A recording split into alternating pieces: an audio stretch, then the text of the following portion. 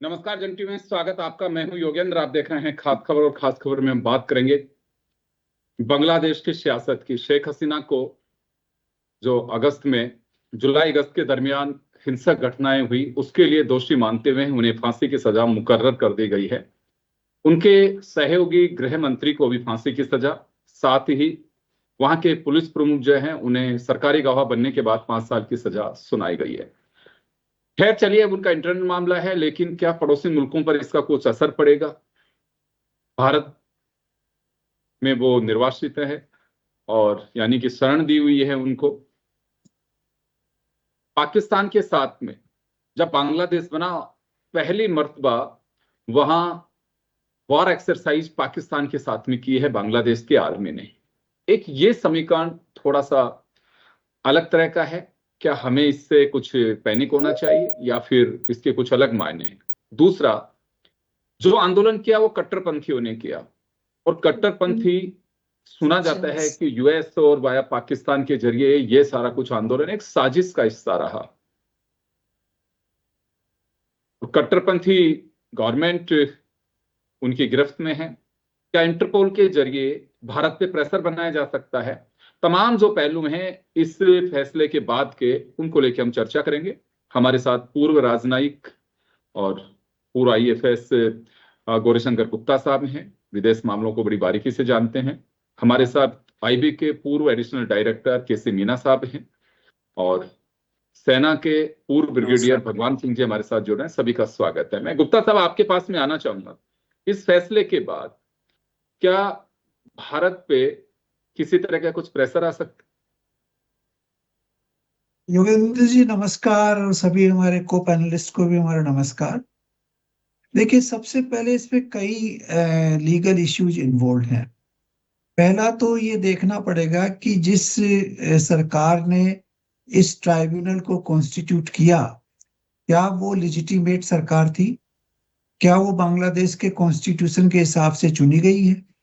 क्योंकि मोहम्मद यूनुस जो हैं वो बिल्कुल इलिजिटिमेटली वहां आके बैठे हुए हैं। उनका एक ही पर्पस था कि वो फ्रेश इलेक्शन करवा के नई सरकार बनाएंगे, लेकिन वो कुर्सी से चिपके हुए हैं। वो इलेक्शन करवाना नहीं चाहते हैं, और इलेक्शन करवाने के पहले जो शेख हसीना है उसको वो ट्रायल पे ले आते हैं। पहली चीज। दूसरी चीज, इसको इंटरनेशनल क्रिमिनल ट्रिब्यूनल कहना बिल्कुल गलत है। ये नाम इसका इस तरह से दिया गया है कि जैसे कोई ये अंतरराष्ट्रीय संस्था हो। ये टोटली बांग्लादेश की सरकार के द्वारा अपॉइंटेड ट्राइब्यूनल है, जिसमें बांग्लादेश के एडवाइजर जो हैं, अभी चीफ एडवाइजर मोहम्मद यूनुस ने इन जजों को वहां बिठाया। और मेरे को पता लगा है कि ये जो जज वहां बैठे हुए हैं, दोनों के दोनों जमात इस्लामी के बिल्कुल जुड़े हुए हैं। तीसरी चीज इसमें यह है कि शेख हसीना को क्या कोई ऐसा मौका मिला है कि वो अपने आप को डिफेंड करें? जिस तरह से ट्रायल किया गया है, जून में ये ट्रायल चालू हुआ था, ये 3 महीने में ये ट्रायल कंक्लूड हो गया है। शेख हसीना को कोई मौका इसमें नहीं दिया। ये एक्स पार्टी जजमेंट है, ट्रायल इन एब्सेंसिया जिसको कहते हैं वो है। एक स्टेट अपॉइंटेड जो लॉयर था उनकी तरफ से, उसने भी किसी तरह का कोई एविडेंस उनके फेवर में प्रेजेंट किया नहीं। न उनको ये कोशिश की गई कि उनको डिफेंड किया करने की कोशिश की जाए या उनको मौका दिया जाए पूरी तरह से। तो किसी भी तरह से वैलिड ग्राउंड लीगली इसके लिए बनता नहीं है। लेकिन एक ग्राउंड जरूर बनता है कि ये एक पॉलिटिकल ट्रायल है शेख हसीना का और शेख मुजीबुर रहमान की फैमिली का, जिन्होंने बांग्लादेश को के लिए फाइट किया, जिन्होंने एक सेक्युलर और लिंग्विस्टिक बेसिस पे एक युक्त पाकिस्तान को बांग्लादेश बनाया। और ये मोहम्मद यूनुस और जमात इस्लामी के जो लोग हैं वो उसके अगेंस्ट में थे। उस समय भी उन्होंने करीब मैं तो बांग्लादेश में सर्व कर चुका हूं बहुत पहले, करीब 20 लाख लोगों को इन्होंने मारा था, जो रजाकार लोग थे या पाकिस्तान आर्मी के थे। लाखों औरतों का इन्होंने रेप किया था। और उसके बाद ये वो सरकार जो बनी थी उसको वो अंडू करना चाहते हैं। जो पूरा प्रोसेस 71 से 24 तक चला, उसको अंडू करना चाहते हैं। तो इनका पूरा का पूरा जो खेल है वो एक पॉलिटिकल गेम है। ये प्री प्लान्ड साजिश थी। और आप जानते हैं कि मोहम्मद यूनुस और शेख हसीना के बीच में ज्यादा अच्छा संबंध नहीं रहा कभी भी। तो मोहम्मद यूनुस जैसे ही इनको मौका मिला, ये उनके अगेंस्ट में ये पूरा का पूरा साजिश उन्होंने रच दिया।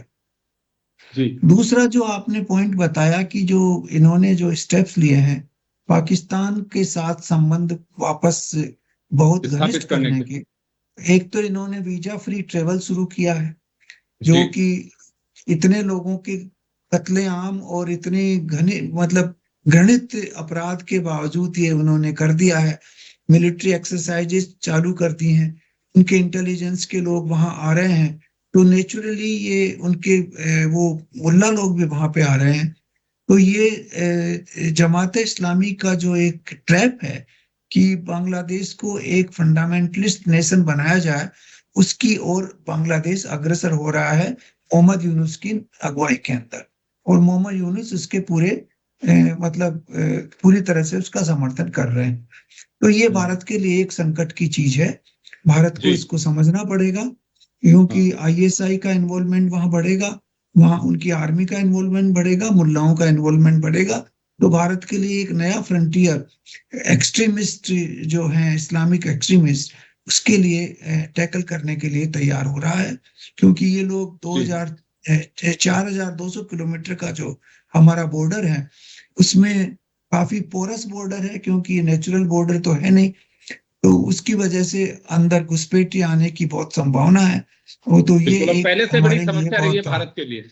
हाँ। पहले से भी दूसरा बड़ी भारत समस्या के रही लिए जो भारत के लिए। जो ये मेजर चीज तो ये है। दूसरी चीज जो इन्होंने लीगल फ्रंट पे ये कहेंगे कि अब इनको एक्स्ट्राडिट करिए, क्योंकि हमारे बीच में संधि है दोनों कंट्रीज के बीच में। तो वो एक लीगल इश्यू बनेगा। उसको मैं समझता हूँ कि भारत सरकार अच्छी तरह से टैकल कर पाएगी, क्योंकि कोई लीगल ग्राउंड बनता नहीं उनको एक्स्ट्रेडिशन देने के लिए। तो अभी जो है प्रक्रिया जो चल रही है वो बेसिकली यही है कि भारत और बांग्लादेश के रिश्ते और खराब होंगे। और उन रिश्तों को खराब जब तक होते रहेंगे जब तक वहां फ्री एंड फेयर इलेक्शन बन के नई सरकार नहीं आ जाए। अगर ये अपना जो इन्होंने कमिटमेंट दिया है कि फरवरी 26 में इलेक्शन करवाएंगे, तो अगर उस समय तक ये इलेक्शन करवाते हैं और नई, तो फिर हमें एक चांस मिलेगा कि हम नई सरकार के साथ रिश्तों को वापस सुधारने की कोशिश करें। तो मेरा यही बिल्कुल। मानना है कि ये पॉलिटिकल ट्रायल है, ये प्री प्लान्ड ट्रायल है, ये प्री मेडिटेटेड अप्रोच थी।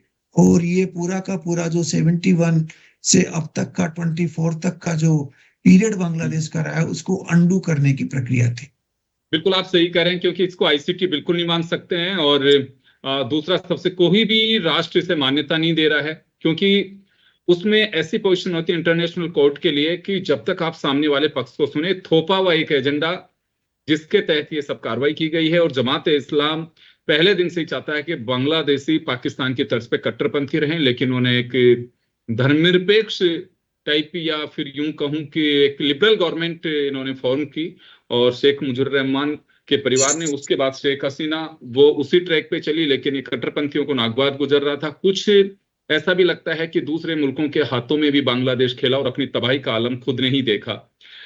चलिए, हम हमारे साथ में केसी मीना साहब हैं, उनका रुख करना चाहूंगा। सर, हमारे 4200 किलोमीटर बॉर्डर है बांग्लादेश और भारत के बीच में, और बांग्लादेशियों की घुसपैठ हमारे लिए बड़ा सरदर्द रहा है पहले से भी। लेकिन वर्तमान परिस्थितियों, पहले तो उनकी अपनी मजबूरी भी हो सकती है, यहाँ पे ऐसा कोई काम भी बांग्लादेशियों को लेकर, लेकिन बस्तियां की बस्तियां बसी, कुछ अपराध भी होने लगे, जिसमें से टुंडा जैसे लोग भी शामिल थे। लेकिन अभी जो व्हाइट कॉलर मॉड्यूल सामने आ रहा है, पाकिस्तान के साथ में जो गलबाइयां बांग्लादेश की हो रही हैं, उससे देखते हुए हमें और सतर्क रहने की आवश्यकता है। नमस्कार। हमारे पूर्व राजनयिक रहे गुप्ता साहब और ब्रिगेडियर साहब और प्रभात जी। मैं 2 जगह सर्व किया हूँ। एसपी कूच बिहार था 3 साल, 2001 से 98 जुलाई से 2001 सितंबर तक। तो 3 साल से थोड़ा अधिक सर्व किया हूँ कूच बिहार में। कूच बिहार का बॉर्डर जो वेस्ट बंगाल का बॉर्डरिंग डिस्ट्रिक्ट है, आसाम से लगता हुआ, 500 से ऊपर किलोमीटर का बॉर्डर लगता है कूच बिहार का इसका बांग्लादेश के साथ। फिर आईबी में रहते हुए मैंने शिलोंग में मैंने सर्वे किया है, मेघालय में। वो बॉर्डर वहाँ 443 किलोमीटर का बॉर्डर लगता है बांग्लादेश के साथ मेघालय का। तो अभी जो परिस्थिति जैसा आपने बताया, मैं गुप्ता साहब से पूरी तरह सहमत हूँ कि ये जो निर्णय आया है, शेख हसीना और तत्कालीन जो गृह मंत्री उनको जो मौत की सजा सुनाई है, ये आईसीटी द्वारा सुनाई गई है। आईसीटी सही मायने में आईसीटी है नहीं, इसको किसी प्रकार का उस तरह का वो नहीं है। तो ये एक तरफा, दूसरा जो है कि कैसे न तैसे जो तत्कालीन गृह मंत्री और शेख हसीना प्रधानमंत्री, इनको जो है ये करना था। प्लस अभी जो चुनाव होंगे अगले साल जो होने जा रहे हैं, उसमें शेख हसीना की पार्टी अवामी लीग को इन्होंने बैन कर दिया है, किसी भी प्रकार से उनको भाग नहीं लेने के लिए वो कर रहे हैं। तो हमारा जो सेंसिटिव बॉर्डर है इनके साथ में, अब चूंकि संबंध हमारे खराब हो गए हैं और भी खराब हो गए हैं, पाकिस्तान की आईएसआई इन्वॉल्व हो गई है, पाकिस्तान के जो सीनियर आर्मी ऑफिसर्स है वो विजिट कर रहे हैं। तो इस तरह से रिसेंटली हमारे दिल्ली ब्लास्ट हुआ है। तो इन सब चीजों को देखते हुए हमको सतर्कता बढ़ानी पड़ेगी। हम लोगों को बीएसएफ हमारी बॉर्डर गार्डिंग है, पीछे हमारी आर्मी भी है, तो हमें और सतर्कता बढ़ानी पड़ेगी। कारण कि ये खासकर पाकिस्तान बांग्लादेश के माध्यम से कोई भी मौका नहीं छोड़ेगा, हम लोगों के लिए परेशानी पैदा करने के लिए कोई भी नहीं छोड़ेगा। तो हमको अधिक से अधिक सतर्क रहना पड़ेगा। दूसरा मैं ये कहना चाहूंगा कि ये जो बॉर्डरिंग स्टेट है उसमें 2200 किलोमीटर से ज्यादा बॉर्डर जो है वेस्ट बंगाल का है। तो वेस्ट बंगाल का जो है हमें विशेष नजर रखनी पड़ेगी, हमारे केंद्र सरकार को विशेष नजर रखनी पड़ेगी कि बांग्लादेश किसी प्रकार की हमारे देश के विरुद्ध कोई गतिविधि बांग्लादेश पश्चिम बंगाल में ना कर पाए, हमारे देश के विरुद्ध ना कर पाए। तो ये हमें ध्यान देने की जरूरत है। बिल्कुल आप सही कह रहे हैं, क्योंकि जिस तरह की सिचुएशन है उसमें और अलर्ट, हालांकि हमारी एजेंसियां अपना काम कर रही हैं, पूरी तरह से सजग भी हैं, लेकिन बांग्लादेश से कोई ज्यादा प्रभावित परेशान होने की आवश्यकता नहीं। लेकिन ऐसे अवसर पर जो दूसरी ताकतें हैं वो अपने नापाक इरादों को कहीं ना कहीं थोपते हैं और उसके जरिए वो टूल बन करके, देखिए श्रीलंका में भी कुछ ऐसा हुआ था, लेकिन वह कट्टरपंथी उस तरह से नहीं थे, हिंदुस्तान ने बड़े अच्छे तरीके से उसे टैकल किया। नेपाल के भी जो आंदोलनकारी उनके समझ में आए। लेकिन बांग्लादेश की सिचुएशन बहुत अलग है। वहां जमात इस्लाम जिस तरह से अपना एक रुख दिखा रही है, उसे देखते थोड़ा सा परेशान होने की आवश्यकता है, क्योंकि वहां तमाम पहलू जो हैं, जो सरकार में इस वक्त हैं, चाहे वो वहां के सेना प्रमुख हो, पुलिस ऑफिसर्स हों या फिर मिस्टर यूनुस हों, ये तमाम जमात के साथ में मिलकर के पाकिस्तान और उन लोगों के साथ में अपना एक रूट तैयार करना चाहते हैं कि पिछली गलतियों को भुला करके ये जिस तरह के स्टेटमेंट दे रहे हैं वो लोग। लेकिन बांग्लादेशी मूल जो वहां के लोग हैं वो आज भी दौड़ों में बैठे हैं। उनका कहना है कि हमें पाकिस्तान से कोई लेना देना नहीं है, क्योंकि पाकिस्तान ने जिस तरह का अत्याचार हम लोगों पर किया तभी तो हम लोग उससे अलग हुए हैं। तो ब्रिगेडियर साहब का रुख करना चाहूंगा। सर, बांग्लादेश वो बांग्लादेश अभी नहीं रहा, क्योंकि विभाजन के वक्त जो बांग्लादेश ने दंश झेला पाकिस्तान के साथ रहते हुए, उसके बाद में बड़ा इन लोगों ने अपना एक सेफ एरिया लिया और उसके बाद में अपनी सरकारें चलाई। यही बात अलग है कि तख्ता पलट भी वहां की जनता ने देखा और किस तरह की स्थितियां बनी वहां। लेकिन अभी क्या लगता है आपको कि पाकिस्तान के साथ में एक्सरसाइज भी चल रही, जो बांग्लादेश की आजादी के बाद में पहली बार है, पाकिस्तान की जो वहां की इंटेलिजेंस एजेंसीज हैं उनके साथ भी कंटिन्यू टच में है, तो आप अंदाजा लगा सकते हैं कि भारत जैसे देश में भी वो डिस्टर्ब करने के लिए आईएसआई कुछ कर सकता है। तो बांग्लादेश का एक रूट नया तैयार कर रहे हैं, उसके लिए हमें कहीं और सावधान या कुछ चैलेंज मानते हैं इसमें? आप अनम्यूट करिए सर, म्यूट है आपके यहाँ से, म्यूट किया हुआ है, सिंह साहब म्यूट किया हुआ है।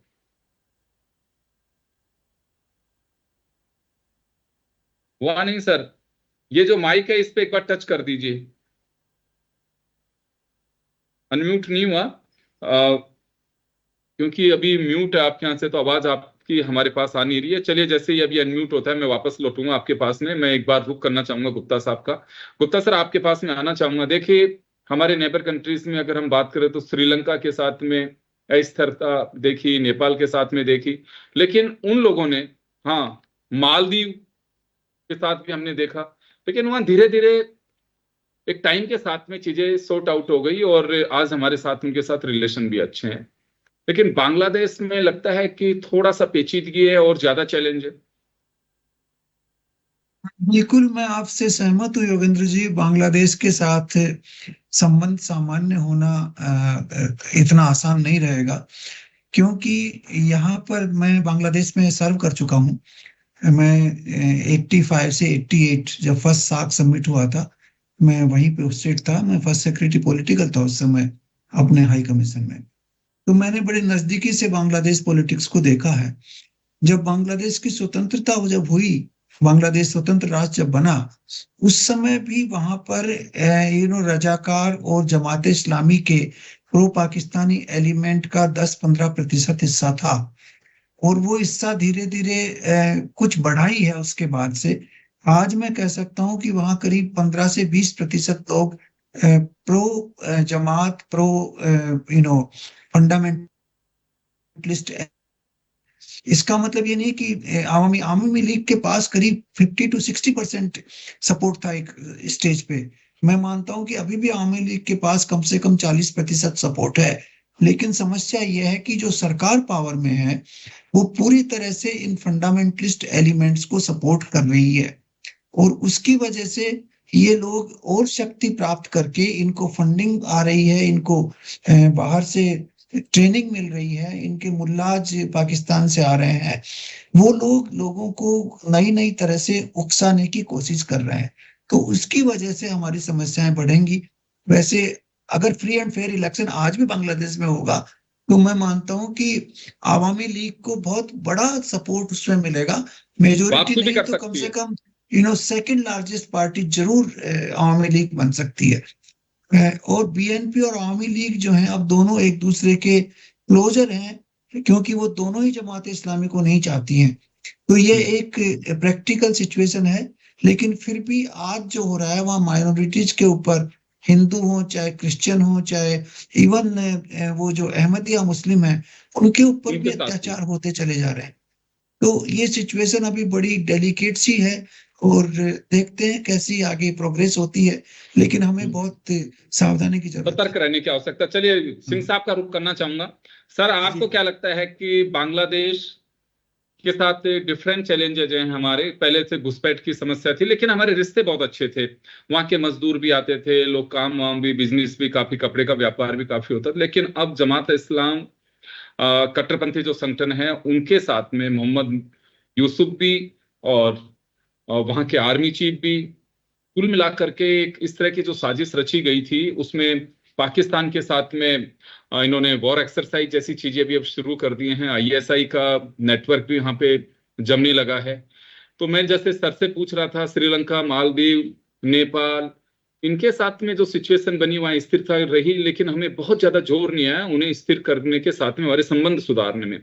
आपको लगता है कि यहाँ डिफेंस के पॉइंट से देखें हम, आंतरिक और बाह्य सुरक्षा के हिसाब से, तो बांग्लादेश की अपनी आजादी के बाद में पहली बार पाकिस्तान के साथ एक्सरसाइज कर रहा है, तो एक कट्टरपंथियों का एक नया नेटवर्क तैयार हो सकता है इस कट्टरपंथियों का नहीं योगेंद्र जी। इसके जो मिलिट्री इम्प्लीकेशंस हैं वो आप कट्टरपंथी तो देखिए कभी भी कहीं भी पैदा हो सकते हैं। अपने देश में ही कट्टरपंथी पैदा हो गए और वो पढ़े लिखे बहुत ही विद्वान लोग, एक नया मॉड्यूल तैयार हुआ है। तो कट्टरपंथी तो किसी भी सिचुएशन में जब कोई असंतुष्ट ग्रुप है वो हो सकता है। लेकिन यदि कोई डिफेंस पॉइंट ऑफ व्यू से हमें इतने इम्प्लीकेशन हो कि हमारे लिए बहुत बड़ा खतरा है, जब तक कि हमारे रिलेशंस बांग्लादेश के साथ सुधरेंगे नहीं, ये यदि बढ़ते गए तो इम्प्लीकेशन आप इसका यूं समझिए कि ये जो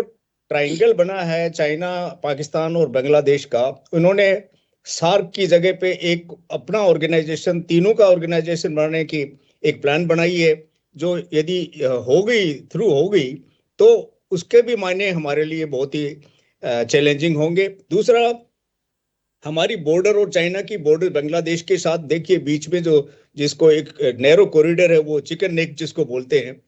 नाउ आप मान लो हमारे संबंध खराब होते हैं, बांग्लादेश से खराब होते हैं, तो चाइना को बहाना मिलता है, पाकिस्तान को बहाना मिलता है छेड़खानी करने का। और यदि हमारे पाकिस्तान या चाइना के साथ रिलेशन खराब होते हैं तो इनको बहाना मिलता है।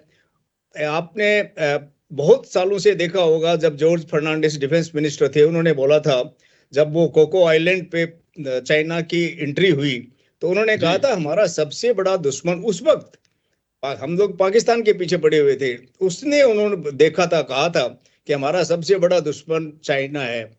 क्योंकि जो जिस तरह से चाइना हमारी घेराबंदी कर रहा है, वो बांग्लादेश में भी घुस गया, वो बर्मा में ऑलरेडी है, वो लंका में भी उन्होंने बेस बना लिया, मालदीव, मॉरिशस, चारों तरफ से, और पाकिस्तान में ग्वादर पोर्ट बना रहा है, सीपेक बनाई है उसने। तो जो ये चारों तरफ से इंडिया को घेरा है चाइना ने, और पाकिस्तान ने मिलकर एक तरह से यदि गुटबंदी बांग्लादेश के साथ मिलकर गुटबंदी कर ली, तो इससे बड़ा चैलेंज हमारे लिए क्या होगा।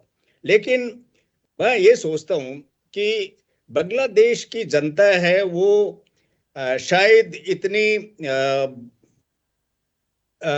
नासमझ नहीं होगी, क्योंकि आप देखिए हमारे साथ तो बांग्लादेश ऑफिसर्स ने ट्रेनिंग किए, बहुत ही इंटेलिजेंट, बहुत ही एक उदार दिल जैसा आप होते हैं, लिबरल सेक्युलर माइंडेड टाइप होते हैं, वो इतने कट्टर एकदम से कैसे हो जाएंगे? ये कुछ परसेंटेज हो सकते हैं, हर जगह हो जाते हैं।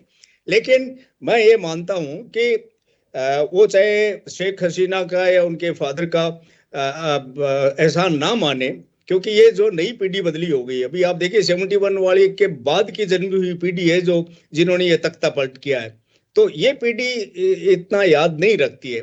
जैसे आज हमारे देश में स्वतंत्रता आंदोलन को आज की पीढ़ी है वो इतना ज्यादा याद नहीं रखती कि लोगों ने कितना त्याग किया था और उनके लिए कितनी कुर्बानी की थी। तो मैं ये सोचता हूं कि यदि ये इलेक्शन हुआ फरवरी में, जैसे गुप्ता जी ने बताया, यदि इलेक्शन हुआ और मान लीजिए कि वो शेख हसीना की पार्टी तो शायद क्या जीत पाएगी, लेकिन नंबर 2 भी रहती है, और यदि डेमोक्रेटिक तरीके से उनकी सरकार चलती है, तो हमारे संबंध दूसरी गवर्नमेंट से भी सुधरने में कोई ज्यादा दिन नहीं लगे, यदि ये डेमोक्रेटिक तरीके से चलें तो।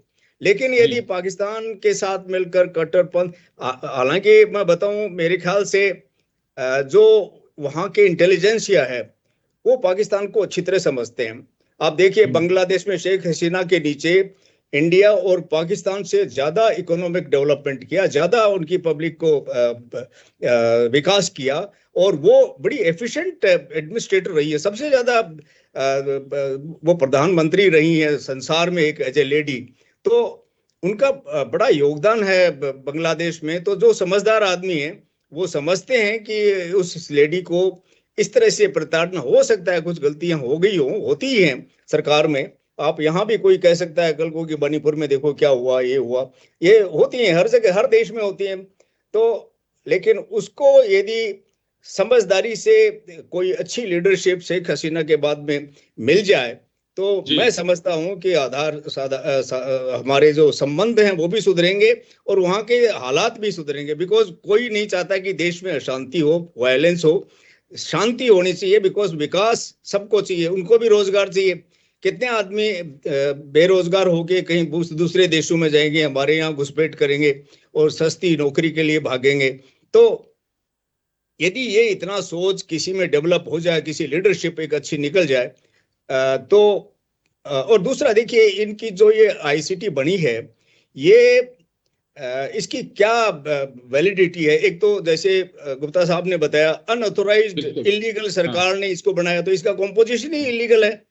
दूसरा ये जो ट्राइब्यूनल बनी थी इनिशियली, ये 71 की बनी हुई है, 72 में बनी थी या 71 में, तब से इसका एक ही उद्देश्य था, 71 के गुनाहगारों के खिलाफ एक्शन लेना, उनका इन्वेस्टिगेशन करना और उनके ट्रायल करना। ना ये तो एक उद्देश्य इससे ही बदली हो गया। तो या तो इनकी ये होनी चाहिए थी कि उसको भंग करके और दूसरी आईसीटी बनाते यदि लेजिटिमेट सरकार होती तो, लेकिन इन्होंने उसी में अपने जज नियुक्त कर दिए और अपनी ये ट्रायल आईसीटी बन गया, कोर्ट बन गया, जबकि उनके पास सुप्रीम कोर्ट है। ये इस तरह का केस तो सुप्रीम कोर्ट में जाना चाहिए था, बट इन्होंने जानबूझ के नहीं दिया, क्योंकि उतना इनका कंट्रोल शायद सुप्रीम कोर्ट पे नहीं है सरकार का। तो मेरे हिसाब से तो मैं तो बड़ा पॉजिटिव वेजिटिव रखता हूँ इसमें, ऑप्टिमिस्टिक हूँ कि मेरे ख्याल से ये बांग्लादेश बहुत समझदार कंट्री है और पाकिस्तान से तो कम से कम अच्छा है। और उनके जो बंगाली होते हैं, आपने देखा इंडिपेंडेंस मूवमेंट में भी बंगालियों का जितना कंट्रीब्यूशन है, actually everything started from Bengal. Bengal से ही शुरू हुआ मूवमेंट, बंगाल से ही लीडरशिप हुई, सामाजिक सुधारक हुए और राजनीतिक बड़े सोच वाले लीडर पैदा हुए, और उसके बाद में हमारे बाकी स्टेट्स तो जागरूक हुए। तो इसलिए बांग्लादेश इतना ये जनरेशन है वो घटिया सोच कर रखेगी कि वो पाकिस्तान के साथ मिलके कट्टरपंथियों के साथ में हो जाए। वो देखते नहीं है कि जो मुस्लिम कंट्रीज है जहाँ कट्टरपंथी पूरा वेस्ट एशिया में बर्बादी हो रही है, सारे बर्बाद हो गए। वेस्ट एशियन कंट्रीज जो जिन्होंने कट्टरपंथी को अपनाया वो बर्बाद हो गए, और यूएई जैसे शांत प्रदेश रहे वो लोग आप देखिए कहाँ वेस्टर्न कंट्रीज की कंपटीशन में आ गए।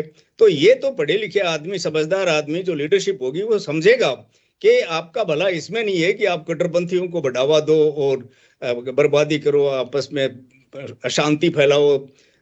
तो ये सोच के साथ में मैं समझता हूँ जनता जागरूक है, पढ़े लिखे हैं, इंटेलिजेंट होते हैं, तो इतनी गड़बड़ होनी नहीं चाहिए। लेकिन फिर भी हमें जैसे गुप्ता साहब ने बोला, सतर्क रहने की सर चिंता की बात इस वजह से है कि जिस तरह का एक मॉड्यूल ही कहूंगा इसको कि उनके साथ में जो नजदीकियां बढ़ा रहा है बांग्लादेश, क्योंकि वहां एक मुझे जो लगता है, हालांकि गुप्ता साहब ने पहले दिन इसे क्लियर भी किया था कि बांग्लादेश का अपना ऐसा कोई आंदोलन नहीं है, ये दूसरों के हाथों में खेला गया है और बांग्लादेश की तबाही खुद बांग्लादेशी देख रहे हैं और वही सब कुछ हो रहा है।